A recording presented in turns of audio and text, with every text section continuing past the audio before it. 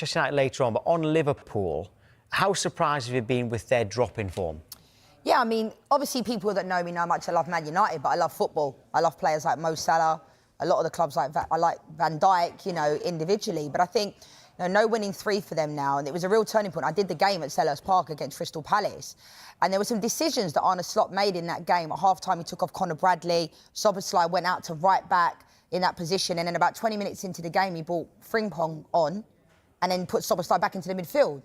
Now, he took out Wirtz in the last game, which everyone's been talking about. You know, he needs to come out the team. He's trying to... But it's almost like, does he know his best team this year? Does he have too many options? Cody Gakpo, I think, has been good since coming off the bench. Isak hasn't really got going yet fully. But I think, you know, you look at this Liverpool squad, they're quality. But players like McAllister are not having their best season. Mo Salah. You know, I was one of those people last year that was like, give Mo Salah whatever he wants. Give him a 10-year contract. I love Mo Salah. What a player he is. But he isn't performing this year. And it's like one of those things where you don't think, oh, you know, someone's got a new contract. You know, Mesut Ozil used to do it all the time at Arsenal. He'd get, you know, contract would be up for negotiations and have a form of their life and then they drop off. I don't think Mo Salah is in that same boat. And there are some players you don't drop, and I understand. But the game against Crystal Palace that I was at, I was like, oh, Mo Salah's not even trying to get into this game. Doesn't really fancy it. Going up against Tyrick Mitchell, you know, Mark Gahey in that position. So, I don't know. Liverpool is still in second. You know, they're still, for me, like, title contenders, obviously, but it hasn't been great of late. But I think Arne Slot's a top manager, winning the league in his first year at Liverpool. That does help. But yeah, I have no doubt that they'll find their way because they have top players. But trying to fit certain players in certain areas, Kirkes, I think, has been poor since coming from Bournemouth. I think he's been really poor. And I think making those decisions to play those players and benching certain... Konate isn't having a great season. So there's a lot of out-of-form players. And that's what I see right now. But I don't think it's like, you know, a crisis or anything like that. Well, let's get to a Liverpool fan and get their views on this, because Sky Sports have partnered with Finalysis, an app where passionate fans share their opinions on their club. If you want to represent your club, scan that QR code or visit the Sky Sports app for more details. Let's speak to Liverpool supporter Peter Bolster now. Peter, good to see you again. Let's look ahead, first of all, to Sunday's game, because it's worth looking forward to a few days in advance, because it's a massive one. Good time or bad time to face them?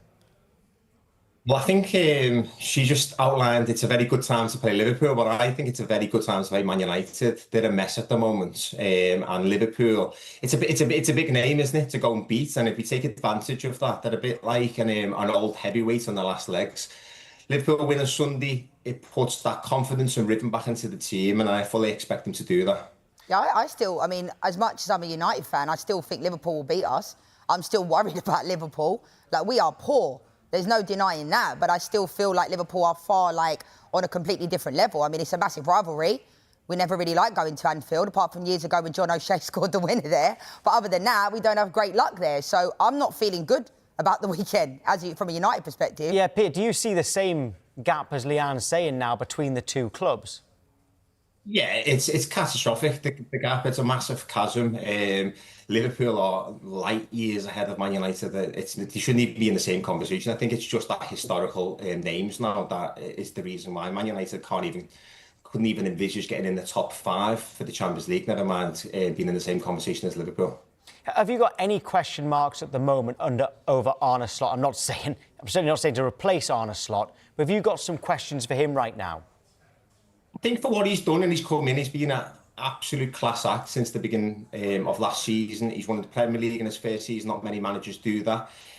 How he handled the contract saga last season was great. What he'd done over the summer and how he was so dignified, and how he handled everything in that horrible situation has been fantastic. I think just a nitpick a little bit this season, I do agree that he has changed a lot of in-game decisions. So I know that we brought in a lot of players in the summer and you have to make changes, but it's his in-game decision-making which has sort of baffled me a little bit against Chelsea. We changed 3 of the back 4 in that game, and I don't really think you should be doing that, despite yellow cards or not. If you can't trust the footballer to not get a second yellow card, then he shouldn't be playing on the pitch in the first instance, because it's not the first time he's taken a fullback off the season after getting booked.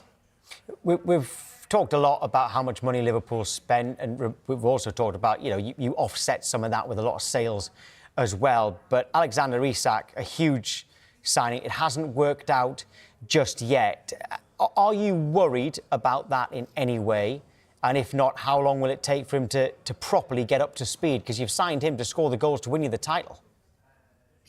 Absolutely no worry whatsoever. I think there's a lot of the narratives coming from a lot of Newcastle fans online, and there's a certain reporter in the Northeast who was very upset over the summer.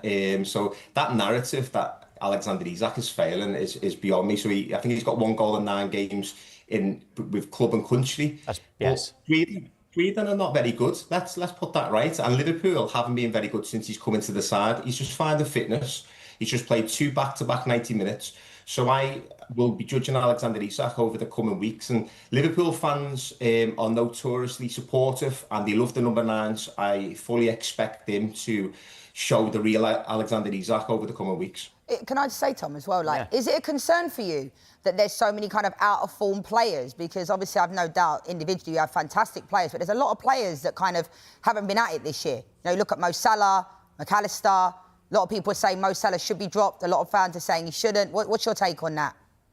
Yeah, it is a bit of a concern, but it's very disjointed. So when we've brought players into the team, and we've changed 4 or 5 players of the actual starting outfield 10.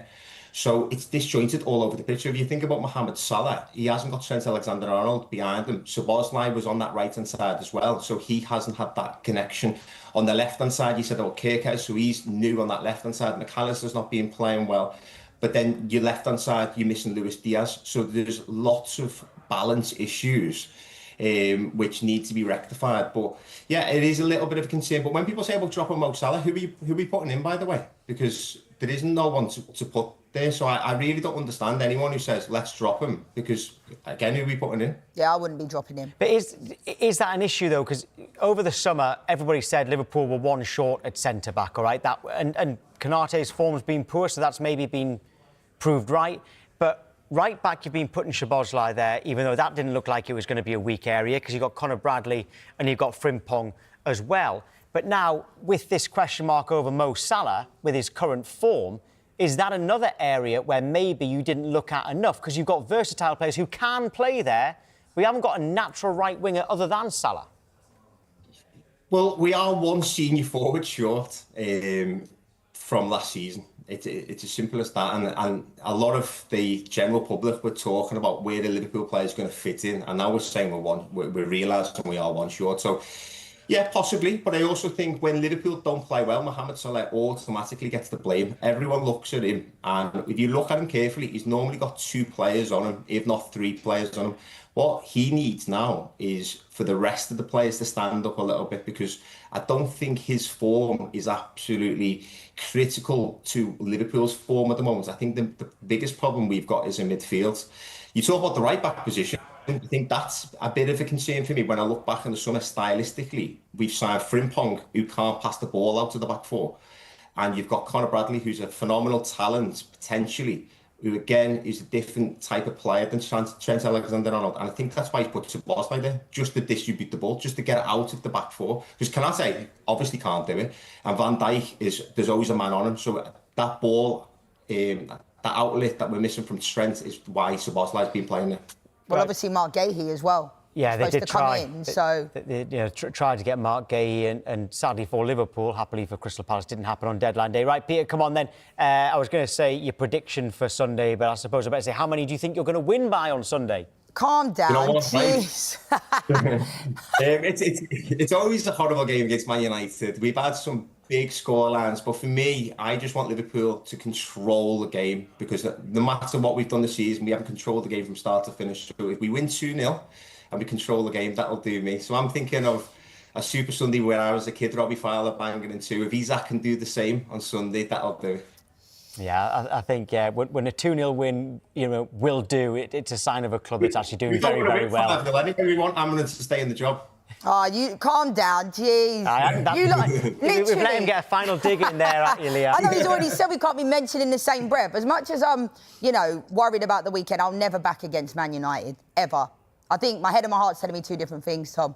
Go on then, what's your head saying? Man United 2-1. And heart? 3-1. Not going to say. Law of attraction. Right, OK. Peter, great to speak to you. Thank you. Thank you. Cheers. By the way, we've got much more build-up to the game at Anfield because on Friday we're going to bring you a 1-hour special, Sky Sports FC dedicated to the big talking points ahead of that game. It's well worth building up to. The match at Anfield coverage starts at 4 p.m. Super Sunday, live on Sky Sports Premier League. Cannot wait.